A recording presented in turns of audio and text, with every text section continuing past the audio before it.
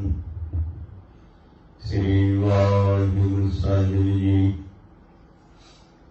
एक ओंकार सतनाम करता पुरख निर्भय निर्वैर अकाल मूर्त अजूनी सैभं गुरु प्रसाद ज्ञानंजन गुरु दिया अज्ञान दीर विनाश हर कृपा ते संत भेटिया नानक मन प्रगास जेता जियो पिंड सब तेरा अंतरयामी पुरख भगवान दासन दास कहे जान नानक जेहा तू करा है तेहा हो करी मुखियान दासन दास कहे जान नानक जेहा तू करा है तेहा हो करी मुखियान शतर चवतक दे मालक दसों पातशाहियों की स्वरूप हाजरा हजूर यादरा हजूर जुगो जुगिया तल आद श्री गुरु ग्रंथ साहिब महाराज सत्कारयोग मानयोग सत संगी जनों फतेह अर्ज प्रवान करनी जी। वाहिगुरु जी का खालसा वाहिगुरु जी की फतेह। मानयोग सत्कारयोग सत संगी जनों जो कि अज दा दिन देसी महीने का पहला दिन है। मैं आप जी दे नाल एक दो विचारां करनियां चाहुंदा। शब्द जो कि देसी महीने मुताबक 12 माह मांझ राग दे अंदर सतगुरु जी ने उच्चारण किया, उसका फिर विचार करया जाए। पहला एक दो विचार आप जी दे नाल साझे कीते जाण। मानयोग सतसंगी जनों जो देसी महीने की पहली तारीख साल के 12 महीने हैं। 12 ही महीनिया दे विच हर एक देसी तारीख जिस दिन पहला दिन होता है उसनूं साडे हिंदुस्तान दे सनातन धर्म के मुताबिक सक्रांत वाला दिन कहा जाता है, जिसनूं विगड़ के सक्रांत तो संग्रांत बनिया है। सक्रांत सक्रांत का मतलब क्रांति बदलाव। साल के 12 महीने ने ते 12 ही रासां हन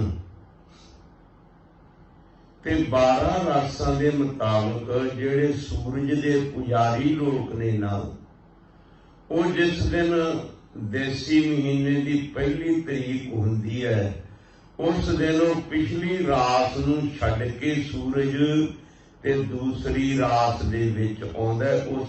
उस दिन नूं सक्रांत वाला दिन संग्रांत वाला दिन कहा जाता है।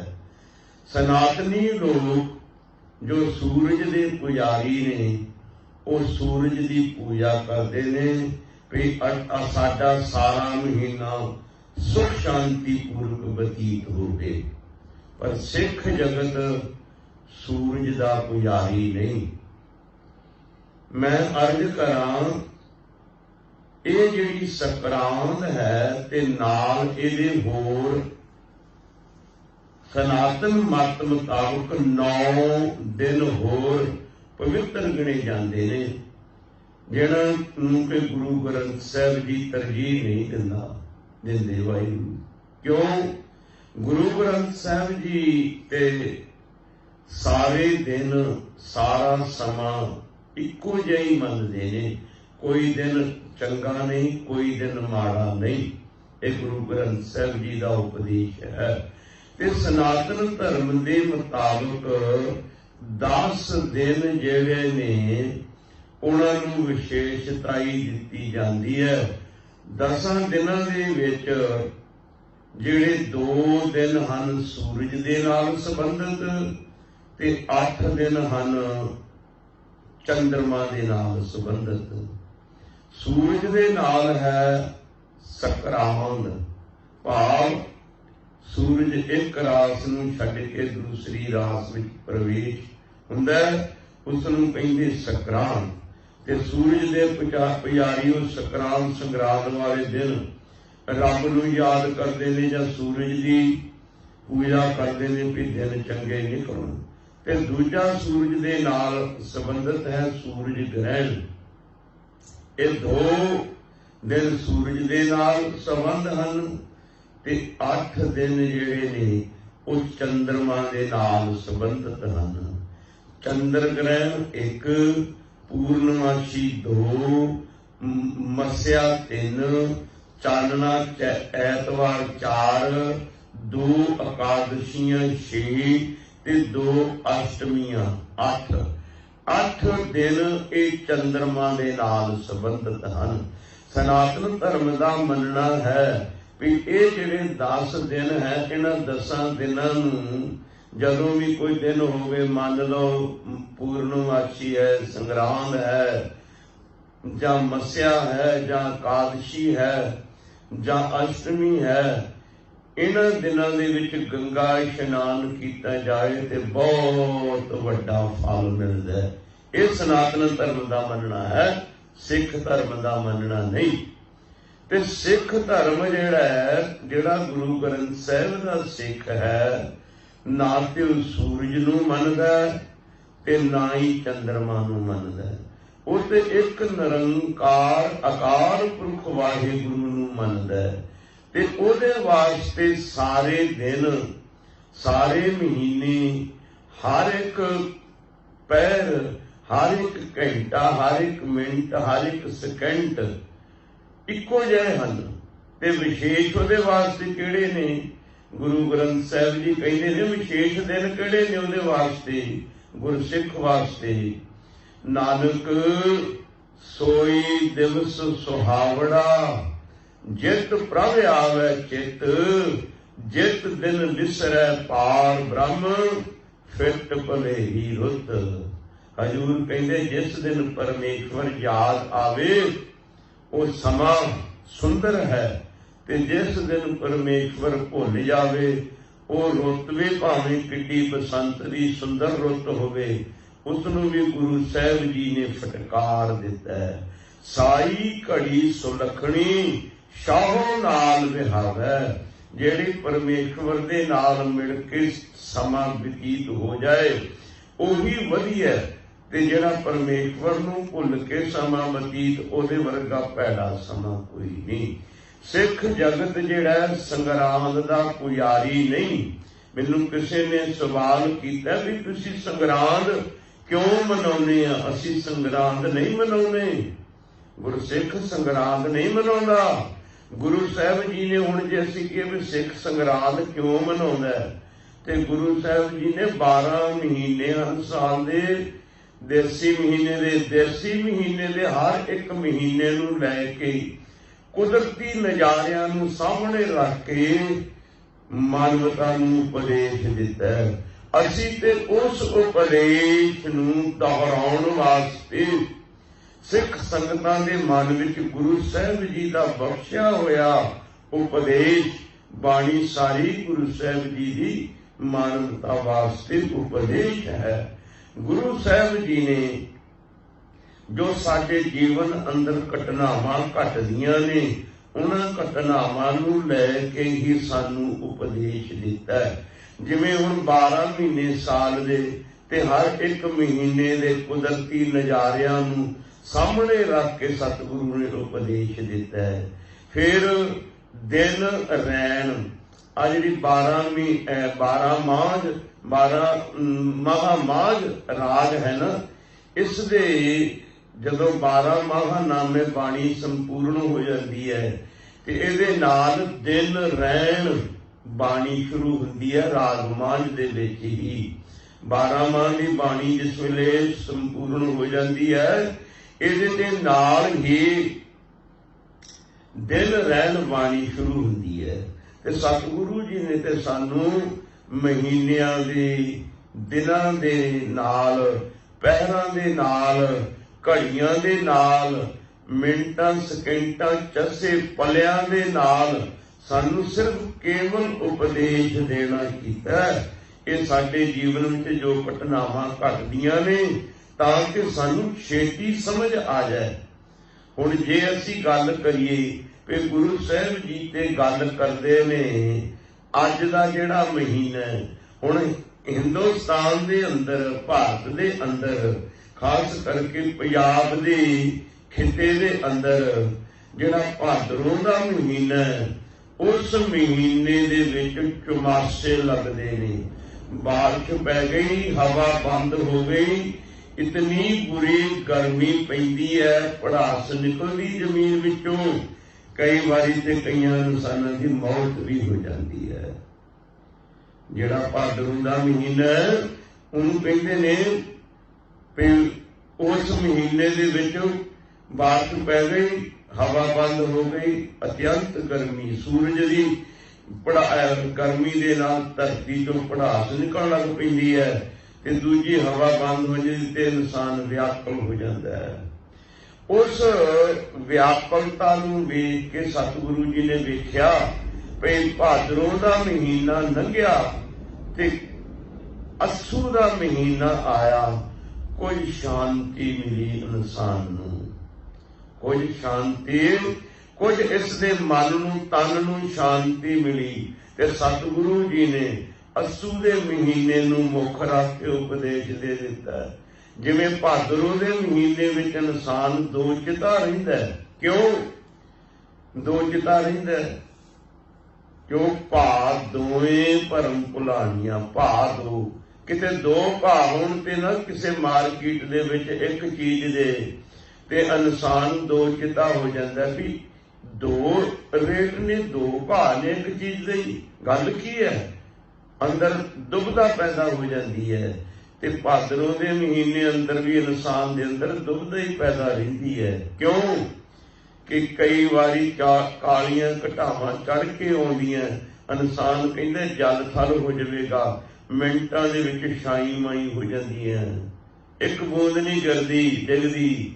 ਤੇ ਕਈ ਵਾਰੀ ਧੁੱਪ ਚੜੀ ਹੁੰਦੀ, ਮਿੰਟਾਂ 'ਚ ਬੱਦਲ ਆਉਂਦਾ ਤੇ ਜਲ ਥਲ ਕਰਕੇ ਚਲ ਜਾਂਦਾ। ਇਨਸਾਨ ਦੁਬਿਧਾ ਵਿੱਚ ਰਹਿੰਦਾ ਭਾਦਰੋਂ ਦੇ ਮਹੀਨੇ ਵਿੱਚ। ਜਿਸ ਵੇਲੇ ਭਾਦਰੋਂ ਦਾ ਮਹੀਨਾ ਨਿਕਲਦਾ, ਕੁਝ ਵਾਤਾਵਰਨ ਠੰਡਾ ਹੁੰਦਾ, ਗਰਮੀ ਘਟਦੀ ਹੈ ਤੇ ਸ਼ਾਂਤੀ ਆਉਂਦੀ ਹੈ। ਤੇ ਸਤਿਗੁਰੂ ਜੀ ਨੇ ਉਸ ਵਾਤਾਵਰਨ ਨੂੰ ਦੇਖ ਕੇ ਸਾਨੂੰ ਉਪਦੇਸ਼ ਦੇ ਦਿੱਤਾ। ਸਿੱਖ ਦਾ ਕੋਈ ਸੰਗਰਾਂਦ ਦੇ ਨਾਲ ਸੰਬੰਧ ਨਹੀਂ, ਕੇਵਲ ਸੰਗਰਾਂਦ ਦੇ ਨਾਲ ਹੀ ਨਹੀਂ। ਸਿੱਖ ਨਾ ਤੇ ਸੰਗਰਾਂਦ ਨੂੰ ਮੰਨਦਾ, ਨਾ ਪੂਰਨਮਾਸ਼ੀ ਪੁੰਨਿਆਂ ਨੂੰ ਮੰਨਦਾ, ਨਾ ਮੱਸਿਆਂ ਨੂੰ ਮੰਨਦਾ। ਇਹ ਗੱਲ ਵੱਖਰੀ ਹੈ। ਸਾਧਾ ਮਹੰਤਾਂ ਨੇ ਪੂਰਨਮਾਸ਼ੀ ਤੇ ਮੱਸਿਆ ਤੇ ਸੰਗਰਾਂਦ ਆਪਣੇ ਡੇਰਿਆਂ ਦੇ ਵਿੱਚ ਮਨਾਉਣੀ ਸ਼ੁਰੂ ਕਰ ਦਿੱਤੀ ਤਾਂ ਕਿ ਆਮਦਨ ਹੋ ਜਾਏਗੀ। ਲੋਕ ਇਸ ਦਿਨ ਨੂੰ ਸਮਝ ਕੇ ਇਕੱਠੇ ਹੋਣਗੇ ਤੇ 4 ਪੈਸੇ ਇਕੱਠੇ ਹੋਣਗੇ। ਇਹ ਸਿੱਖ ਜਗਤ ਦੇ ਸਾਧ ਸੰਤ ਤਾਂ ਇਸ ਨੂੰ, ਇਹਨਾਂ ਨੂੰ ਤਰਜੀਹ ਦਿੰਦੇ ਨੇ। ਫਲਾਨੇ ਸੰਤਾਂ ਦੇ ਡੇਰੇ 'ਚ ਵੀ ਪੂਰਨਮਾਸ਼ੀ ਦਾ ਮੇਲਾ ਲੱਗਦਾ, ਫਲਾਨੀ ਜਗ੍ਹਾ ਜੀ ਮੱਸਿਆ ਦਾ ਮੇਲਾ ਲੱਗਦਾ, ਫਲਾਨੀ ਜਗ੍ਹਾ ਦਾ ਜੀ ਸੰਗਰਾਂਦ ਉੱਥੇ ਬੜੀ ਭਾਰੀ ਮਨਾਈ ਜਾਂਦੀ। ਸਿਰਫ ਇਨਸਾਨਾਂ ਨੇ, ਸਾਰਾ ਮਹਾਨਤਾ ਸੰਤਾਂ ਨੇ ਉਹ ਆਮਦਨ ਦੇ ਸਾਧਨ ਬਣਾਏ ਨੇ। ਸਿੱਖ ਜਿਹੜਾ ਹੈ ना संगरांद नूं मनदा है, ना पुन्निया नूं मनदा है, ना मस्सिया नूं मनदा है, ना एक चाने ऐतवार नूं मनदा है, ना दो एकादशियां नूं मनदा है, ना दो अष्टमियां नूं मनदा है, ना सूरज ग्रहण नूं मनदा है, ना चंद्र ग्रहण नूं मनदा है। इन्हां चीज़ां नूं नहीं मनदा सिख। सिख ते सिर्फ केवल संगरांद ਇਹ ਦਿਨ ਦੇਸੀ ਮਹੀਨੇ ਦਾ ਪਹਿਲਾਂ ਕਿਉਂ ਮਨਾਉਂਦਾ ਹੈ? ਮਨਾਉਂਦਾ ਨਹੀਂ, ਕੇਵਲ ਕਿਉਂ ਇਸ ਦਿਨ ਇਕੱਤਰਤਾ ਹੁੰਦੀ ਹੈ ਭਈ ਇਸ ਦਿਨ ਬਹਾਨੇ ਦੇ ਨਾਲ ਲੋਕ ਇਕੱਠੇ ਹੋ ਗਏ ਤੇ ਗੁਰੂ ਕੀ ਬਾਣੀ ਦਾ ਉਪਦੇਸ਼ ਕਰ ਦਿੱਤਾ ਜਾਵੇ, ਗੁਰੂ का उपदेश सुनाया जावे। सिख ने सिर्फ केवल गुरुद्वारे साहब कोई संगरांद मस्या पूर्णमाशी मनाउण वास्ते नहीं आना, केवल गुरु का उपदेश लैण वास्ते आना। मेन मकसद इहदा यह है, सिख का जो गुरसिख है गुरु ग्रंथ साहब जी का, उसका मेन मकसद है गुरुद्वारा साहब आना, गुरबाणी का उपदेश ग्रहण करने वास्ते। ये नहीं दिहाड़े मनाउण वास्ते आना है। ਇਹ ਤੇ ਅਸੀਂ ਹੁਣ ਬਣਾ ਰਹੇ ਨੇ। ਸਿੱਖਾਂ ਦੇ ਵਿੱਚ ਸਨਾਤਨ ਧਰਮ ਵੀ ਘਸੋੜ ਦਿੱਤਾ ਗਿਆ ਦੱਬ ਕੇ, ਤਾਂ ਕਿ ਸਿੱਖਾਂ ਦੀ ਵੱਖਰੀ ਪਹਿਚਾਣ ਹੀ ਨਾ ਰਵੇ। ਸਿੱਖ ਜਿਹੜੀ ਵੱਖਰੀ ਪਹਿਚਾਣ ਦੀ ਡੀਂਗਾ ਮਾਰਦੇ ਨੇ, ਇਹ ਸਨਾਤਨੀ ਲੋਕ ਕਹਿਣ ਵੀ ਤੁਸੀਂ ਵੀ ਤਾਂ ਸਾਡੇ ਵਾਲੇ ਕਰਮ ਕਰਦੇ ਹੋ ਤੇ ਤੁਸੀਂ ਵੱਖਰੇ ਕਿੱਥੋਂ ਹੋ ਗਏ? ਗੁਰੂ ਪਿਆਰਿਓ, ਸਿੱਖ केवल ते केवल जदों भी गुरुद्वारे जुड़दा है, गुरु दे उपदेश ग्रहण खातर करन दी जुड़दा है। भाई गुरुद्वारे जुड़िया आया सिख गुरु के गुरबाणी दे उपदेश नूं ग्रहण करने वास्ते, प्राप्त करने वास्ते। ना कोई दिन सिख दे वास्ते सारे ही चंगे ने, हर एक दिन चंगा है। जिस दिन परमेश्वर भुलदा है वो दिन माड़ा है, वो रुत माड़ी है। जिस दिन जिस टाइम रब याद आ जाए, सिख कहता है उस समा अमृत वर्गा है। अमृत वेला किहनूं कहंदे ने? जिस वेले सिख दे हिरदे विच रब वस जाए वो अमृत वेला है। रात का खत्म होना, दिन का चढ़ा होना, ये अमृत वेला गिणिया गया है। पर सिख का अमृत वेला अदों है जदों सिख दे अंदर अमृत रूपी परमेश्वर का नाम ते याद पैदा हो जाए, ते अमृत वेले नूं तरजीह दिती गई है। तो सिख जिहड़ा इन्हां चीज़ां नूं नहीं मनदा। मैनूं किसी ने सवाल किया भी भाई साहब सिख ते संगरांदां नूं मनदे नहीं। मैं उन्होंने कहा भी तू जिहड़ी मैं विचार कीती है, अगे भी इस विचार नूं मैं कई बारी कर चुकिया। उस प्रेमी ने सारी व्याख्या तो सुनी नहीं, सिर्फ इन्ना ही सुन लिया कि संगरांद वाले दिन भी जिहड़ा कि उस दिन का दीवान सजाया, दीवान दे विच जिहड़ी कथा की उसनूं लैके उसने मेरे नाल गल कर दी भी संगरांद ते सिख मनाउंदा नहीं। मैं भी कहना सिख नहीं मनाउंदा, सिख का कोई दूर नेड़े का भी संगरांद नाल संबंध नहीं। सिख का संबंध ते गुरु के शब्द नाल है, गुरु के उपदेश नाल है। सिखा गुरु साहब जी तेनू तरह तरह के कर्मां दे नाल उपदेश दिंदे ने। हुण जिहड़ा वातावरण पंजाब दे अंदर घटदा है वो इन्हां बाहरलीआं कंट्रियां अंदर नहीं घटदा। पंजाब दे अंदर बहुत गर्मी हुंदी है ते कई मुल्कां दे विच सर्दी हुंदी है, पर केवल सतगुरु जी ने ते जिहड़ा सामने आया कौतक, जिहड़ा सामने खेल वरतिया, जिहड़ा सामने सतगुरु जी नूं कोई पॉइंट लभ्या, सतगुरु जी ने उहदे मुताबिक सानूं उपदेश दे दिता। जे सतगुरु ने देखिया कि किसान खेती करदा है, किरसानी करदा है जिमीदार, ते सतगुरु जी ने मन वाली किरसानी करने वाला शब्द कह के सानूं उस मुताबिक उपदेश दे दिता है। जे कोई सौदागरी करदा है, व्यापार करदा है, सतगुरु जी ने सुन संत सौदागरी सत घोड़े लै चल उसनूं सामने रख लिया। जे कोई दुकान दी करदा है, दुकानदारी, सतगुरु जी ने उसनूं मोहरे रख लिया। जे नौकरी करदा है, लाए चित कर चाकरी मन नाम कर काम, इते सतगुरु जी ने जो जीवन के अंदर घटनावां घटदियां ने उन्होंने सामने रख के मानवता नूं उपदेश बख्शिश कीता है। एवें वहम दे विच नहीं फसना भी सिख किते संगरांदा मनाउंदा, पूर्णमाशियां मनाउंदा। सिख किसी चीज नूं नहीं मनाउंदा, सिख ते केवल एक निरंकार नूं मनाउंदा, निरंकार के नाम नाल जुड़दा है। निरंकार का उपदेश मिल जावे सिख तां गुरुद्वारे साहिब इकट्ठा हुंदा। ਜਿਹੜੇ सिख कहते भी असीं आह दिन मनाउण चले आ, मेरे ख्याल मुताबक मैनूं चंगा नहीं, गलत लगदा है। असीं इस दिन नूं मुख रख के गुरु का उपदेश लैण चले गुरुद्वारे, क्या बात है जी। सो इस करके गुरमुख प्यारिओ, जिहड़ा 12 माह माझ राग दे विच सतगुरु जी ने उचारण कीता है, उस 12 माह माझ राग के महीने मुताबक अज देसी महीने असू महीने का पहला दिन है।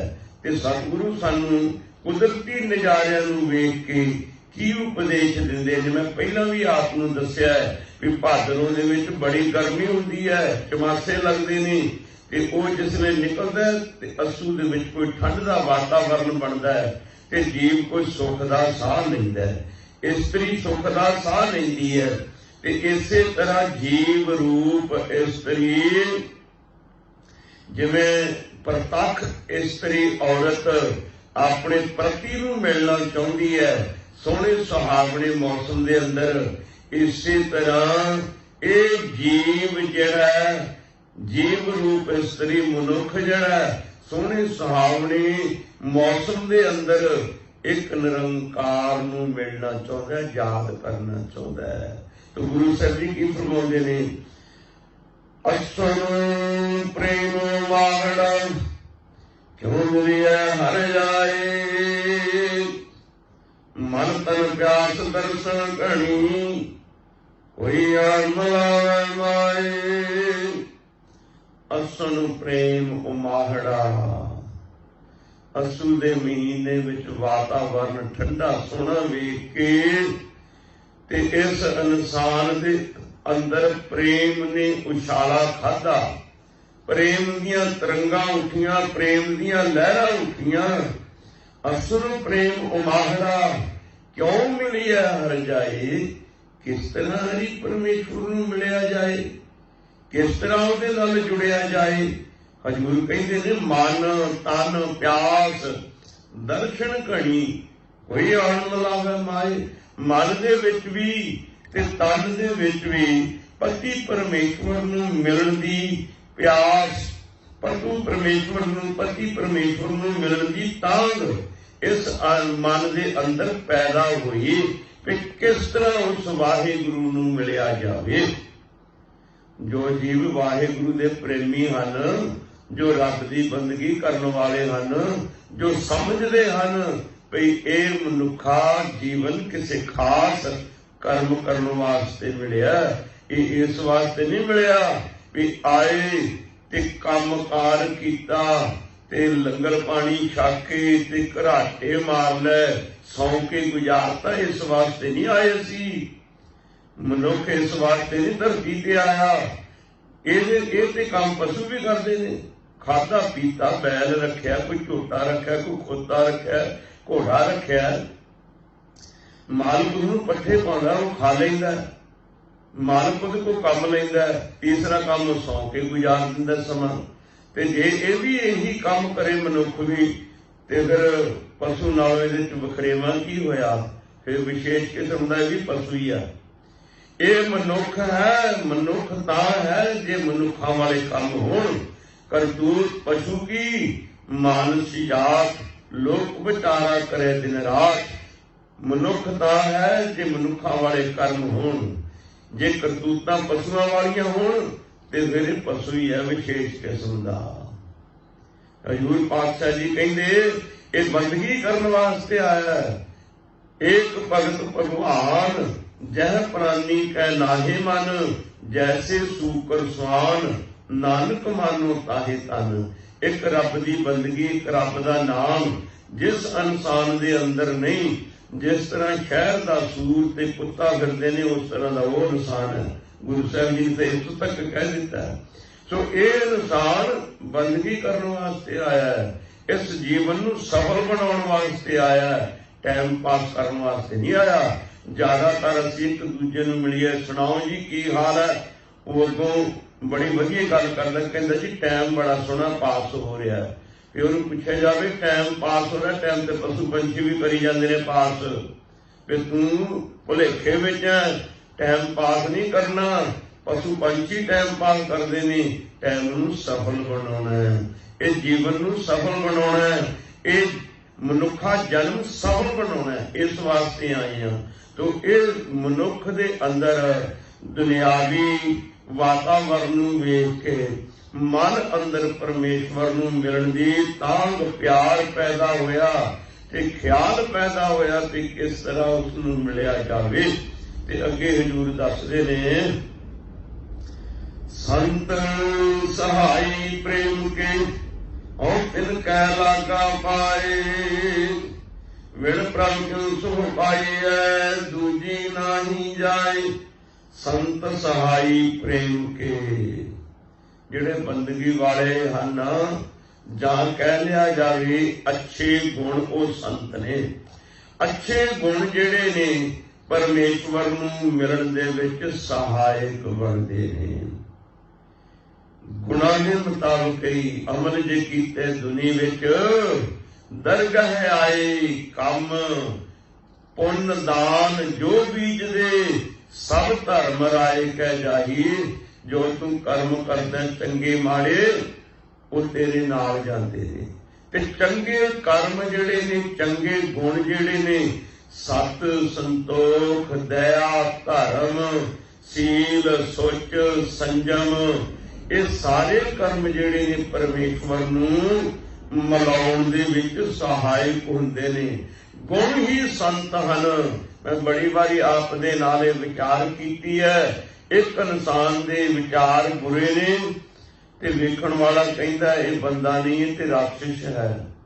ਉਹੀ अपने विचारां नूं बदल लैंदा है, कहते भी ये ते हुण संत बन गया, महात्मा बन गया, देवता बन गया।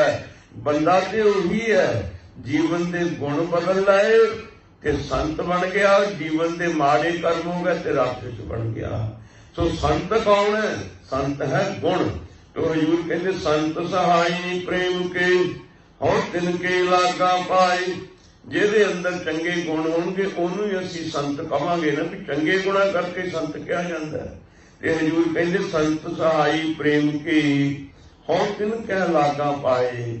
ਜਿਨ੍ਹਾਂ ਦੇ ਅੰਦਰ ਗੁਣ ਅੱਛੇ ਨੇ, ਜਿਹੜੇ ਗੁਣਵਾਨ ਨੇ, ਜਿਹੜੇ ਦਇਆ ਦੇ ਨਾਲ, ਧਰਮ ਦੇ ਨਾਲ, ਸੱਤ ਦੇ ਨਾਲ, ਸੰਤੋਖ ਦੇ ਨਾਲ ਜੁੜੇ ਨੇ, ਉਹਨਾਂ ਦੇ ਚਰਨੀ ਲੱਗਣ ਦਾ ਭਾਵ ਉਹਨਾਂ ਦੀ ਸੰਗਤ ਕਰਨੀ। ਉਹਨਾਂ ਦੀ ਸੰਗਤ ਵਿੱਚੋਂ ਅੱਛੇ ਗੁਣ ਆਪੂ ਨੂੰ ਵੀ ਪ੍ਰਾਪਤ ਹੋ ਜਾਣ। ਤੇ ਅੱਗੇ ਜੁੜ ਕਹਿੰਦੇ ਬਿਨ ਪ੍ਰਭ ਕਿਉਂ ਸੁਖ ਪਾਈ ਹੈ ਦੂਜੀ ਨਹੀਂ ਜਾਏ। ਪ੍ਰਭੂ ਤੋਂ ਬਗੈਰ ਇਸ ਇਨਸਾਨ ਨੂੰ, ਵਾਹਿਗੁਰੂ ਤੋਂ ਬਗੈਰ ਸੁੱਖ ਨਹੀਂ ਮਿਲ ਸਕਦਾ। ਦੂਜੀ ਨਹੀਂ ਜਾਏ, ਹੋਰ ਕੋਈ ਥਾਂ ਨਹੀਂ ਜਿੱਥੇ ਪਰਮੇਸ਼ਵਰ ਨੂੰ ਭੁੱਲ ਕੇ ਸਾਨੂੰ ਸੁੱਖ ਮਿਲ ਸਕੇ। परमेश्वर नूं भुल के तां दुखी ही हन। परमेश्वर ते भुलिया व्यापन सभे रोग, दुख तदे जग विसर जावे। रब नूं भुल के ते दुख हन, परमेश्वर दी याद विच सुख हन।